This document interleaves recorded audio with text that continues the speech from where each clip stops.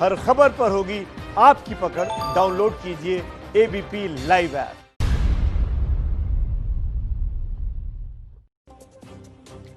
नमस्कार, शाम के 4 बज रहे हैं। एबीपी न्यूज पर हाजिर हूं मैं रुबाना इसार खान। हम आपके लिए लेकर आए हैं ऑपरेशन बंडल। बंडल नोटों की गड्डी को कहते हैं। यही नोटों का बंडल उत्तर प्रदेश के बरेली के एक थाने में दिखा। ये नोट रिश्वत के थे, लेकिन इनको लेकर कोई बंदरबाट नहीं हुई है, बल्कि बेईमानी की रकम को पुलिस वालों ने बड़ी ईमानदारी से एक दूसरे में बांटा। और रिश्वत की रकम को लेकर कुछ पुलिस वालों की ईमानदारी छिपे हुए कैमरे में कैप्चर हो गई।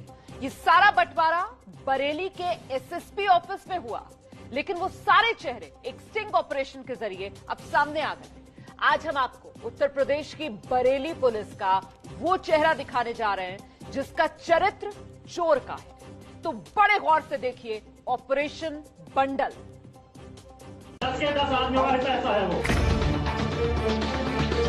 ये आदमी नहीं है, सामने का है। अरे उसने नहीं है, बोलना था फालतू। क्यों नहीं बोलना था? हमारा पैसा हम बोलेंगे क्यों? तो बोल यार।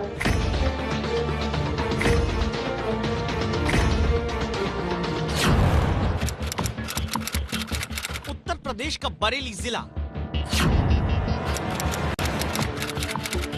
जिले का एसएसपी ऑफिस।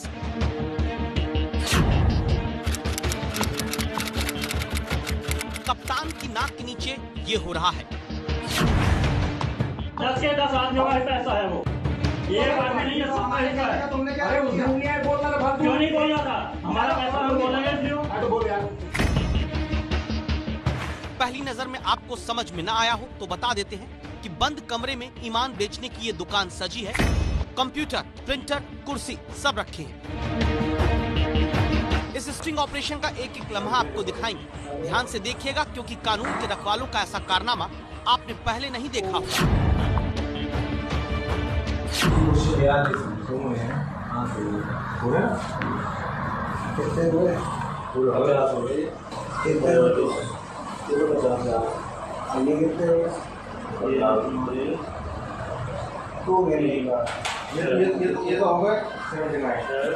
जिन पर अपराध रोकने की जिम्मेदारी है, ये उनका ही अक्षम्य अपराध है जो खुफिया कैमरे में कैद हुआ।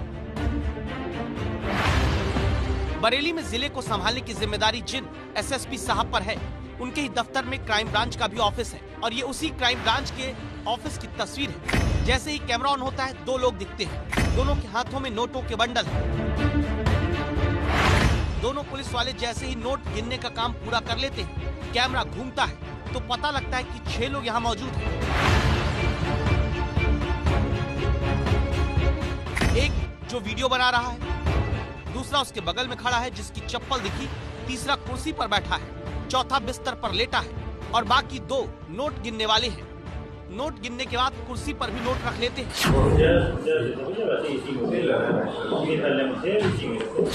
खेल यहीं से शुरू होता है। ईमानदारी से बेईमानी के पैसे के बंटवारे में झोल हो जाता है। झोल से झगड़ा शुरू होता है। 10 के 10 आदमी वाले पैसा है वो। क्यों नहीं कहेंगे? 10 के 10 कहेंगे। एक जना टीम में है। अगर हमारे 100 रुपए भी, हम 100 के 100 का भी हकदार हैं। समझ गए? ये उधार के नहीं है कोई, सब टीम में। हमारे पास 100 रुपए भी, हम 100 के हकदार हैं। ये आदमी नहीं है, सामने का है। अरे उसने नहीं है, बोलना था फालतू। क्यों नहीं बोलना था? हमारा पैसा हम बोलेंगे क्यों? तो बोल यार। अरे मेरी बात। अगर टीम में 10 आदमी, 10 का हिस्सा है वो। 10 के 10 आदमी वाले पैसा है वो। ये आदमी नहीं है, सामने का है। अरे उसने नहीं है, बोलना था फालतू। क्यों नहीं बोलना था? हमारा पैसा हम बोलेंगे क्यों? तो बोल यार। ईमान बेचने की मंडी सज गई। नोट देखकर तो बड़े बड़ों का ईमान डोल जाता है। फिर ये तो बेईमानी के पैसे हैं। सारी पोल पट्टी खुलने लगी। एक पुलिस वाला बीच बचाव करने उतर जाता है। 20,000 वाली बात क्या थी सर? बताओ वाली। तुझे आपात भाई ने 20,000 रुपए दिए थे? वो पहले दिए थे वो तो। बात सुन लो पूरी बात। 20,000 रुपए नितिन गुप्ता वाले आए। हाँ ठीक है। आज तो किसी को मिला 2 रुपए, किसी को ना हम बताएंगे उसकी बात सुन लो। वो पैसे एक उसके बाद एक शराब वाला काम हुआ था जो तुमने कराया था पुष्पेंद्र ने। किसमें से? में से गए। बात सुन लो, राजी वालों में गए। पूरी बात तो सुन लोगे नहीं? पूरी बात सुन लो, बात बताओ। पूरी बात का मतलब समझे।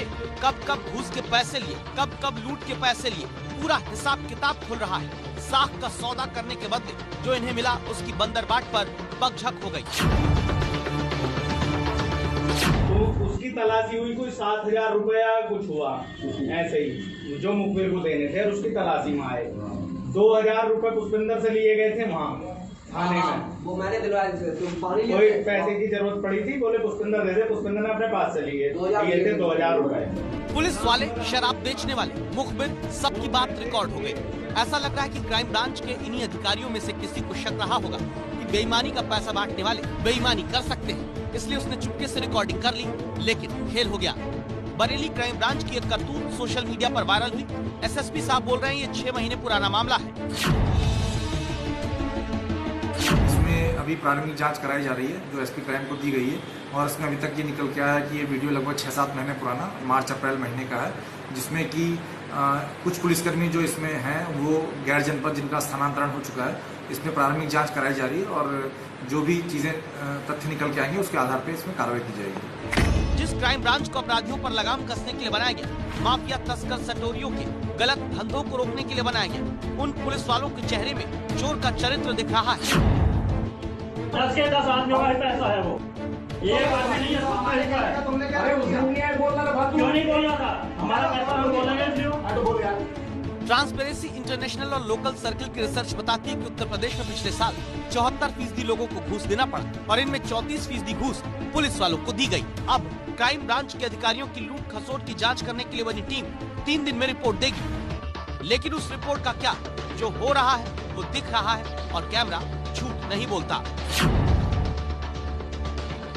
10 के 10 आदमियों का पैसा है वो,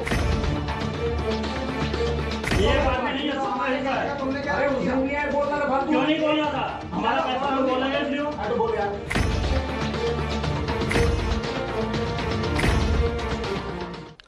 और अब इस वक्त की बड़ी खबर, बरेली के एसएसपी ने 10 पुलिस वालों को सस्पेंड कर दिया है। उनके खिलाफ मुकदमा भी दर्ज हो गया है। एसएसपी ने कहा है इसमें और जो भी कोई दोषी होंगे उनके खिलाफ भी कार्रवाई की जाएगी।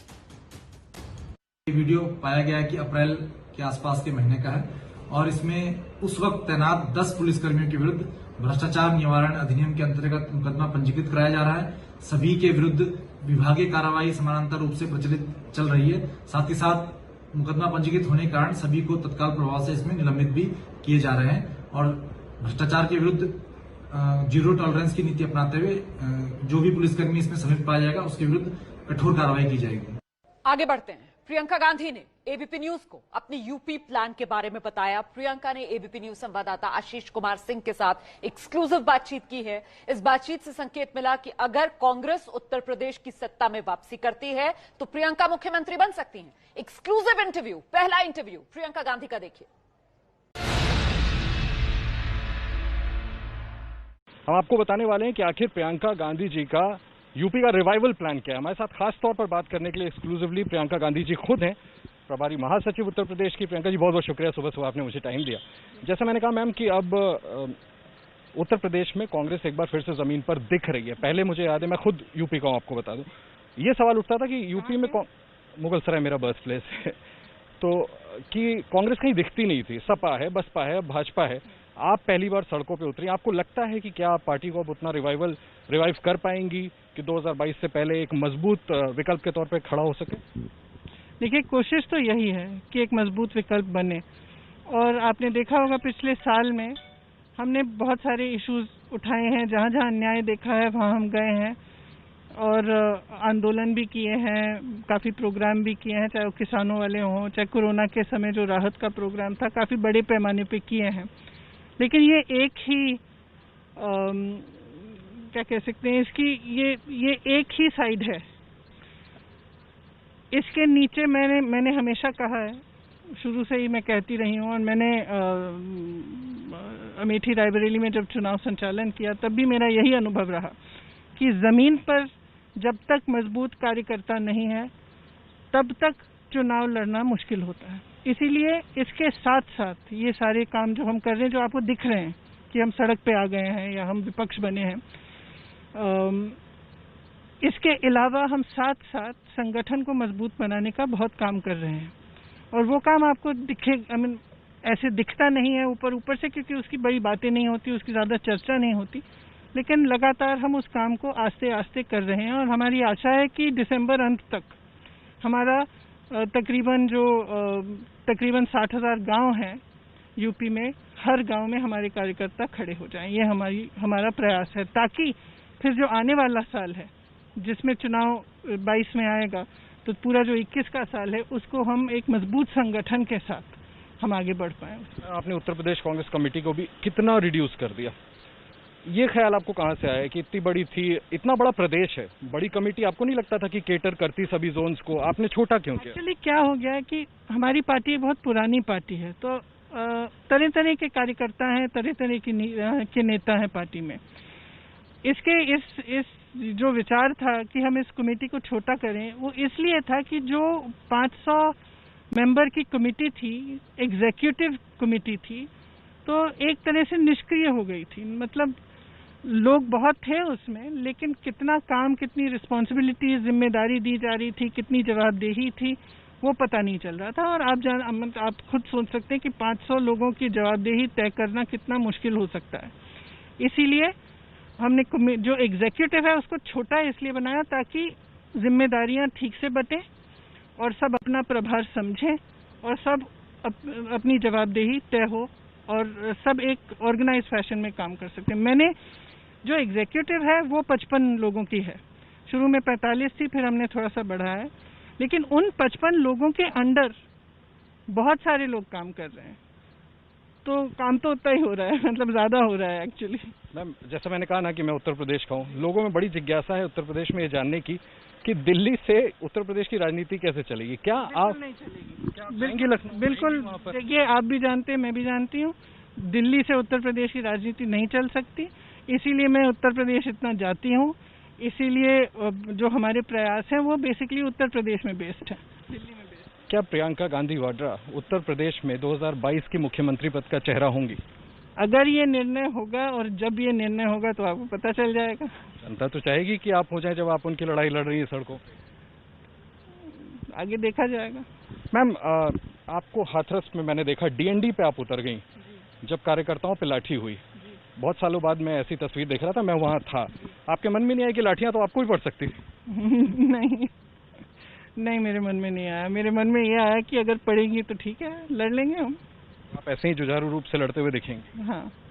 मैम, हाथरस में कोर्ट का फैसला आया है, माफ कीजिएगा, ऑब्जर्वेशन आया है, जिसको हम सुबह से अपने चैनल पे दिखा भी रहे हैं। सरकार का पक्ष ये कहता है कि हमने जो बॉडी जलाई उससे पहले परमिशन ली, रजामंदी थी पिता की। परिवार ने वहां जाकर के कोर्ट में कहा कि हमसे कोई रजामंदी नहीं ली गई, हमारी गाड़ी भी बहुत पीछे छूट गई थी, जो किया गया जबरदस्ती किया गया। कोर्ट का ऑब्जर्वेशन। जहां तक मैं जानती हूं, जहां तक मेरी जानकारी है, जो परिवार कह रहा है वो सच है, क्योंकि जब हम गए वहां तो हमें भी यही कहा, मतलब उन्होंने यही बहुत स्पष्ट तरह से कहा कि न वो उस एम्बुलेंस में कोई परिवार का था और न उनकी सहमति से ये सब किया गया, इन्होंने स्पष्ट कहा। एडीजी लॉ एंड ऑर्डर ने वहां पर कहा था, उन्होंने ये भी कहा कि मतलब उन्होंने जब बॉडी आइडेंटिफाई की तब पिताजी को अस्पताल में शायद बॉडी दिखाई गई, उसके बाद किसी परिवार वाले ने देखी नहीं। एडीजी लॉ एंड ऑर्डर ने कहा कि रेप नहीं हुआ, फॉरेंसिक रिपोर्ट के मुताबिक। उनको भी कोर्ट से फटकार पड़ी कि आप ये क्या बात कर रहे हैं, आपको कानून मालूम है क्या? तो आपको नहीं लगता कि यहाँ पर अब सवाल बड़े गंभीर उठने शुरू हो गए? देखिए, गंभीर सवाल तो उठेंगे ही हर पक्ष से, क्योंकि मामला एक गंभीर मामला है। एक बच्ची के साथ ऐसा हुआ, उसके परिवार के साथ भी बहुत ही क्रूरता से जो सरकार के एक्शंस रहे उनमें इंसानियत नहीं दिखी, तो सवाल दोनों साइड से उठेंगे।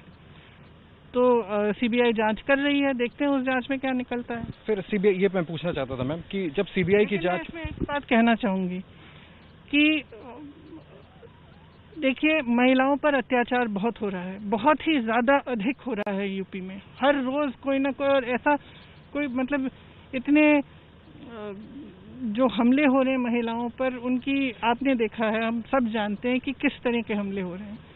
इस बीच महिला को दोषी ठहराना, उसके चरित्र पर सवाल उठाना, ये एक बहुत ही बुरी प्रथा है, ये नहीं होनी चाहिए। और मेरे ख्याल से इस देश की हर महिला को इसके खिलाफ आवाज उठानी चाहिए। जब आपने भी सीबीआई जांच की जिक्र किया, सीबीआई जांच जब हो रही है, बस एक आखिरी सवाल, तो फिर आप सीएम के जो इस्तीफा मांग रही है उसके लिए क्यों प्रेस कर रही है? सरकार का एक आरोप है जो मैं पूछना चाहूंगा आपसे कि जमीन आप धरातल तलाश रही हैं इसलिए आप राजनीति कर रही हैं, वरना दूसरी जगहों पे मैम कि देखिए, मैं किसी के इस तरह के दर्द पर मैं राजनीति नहीं कर सकती, मेरा चरित्र ही नहीं है।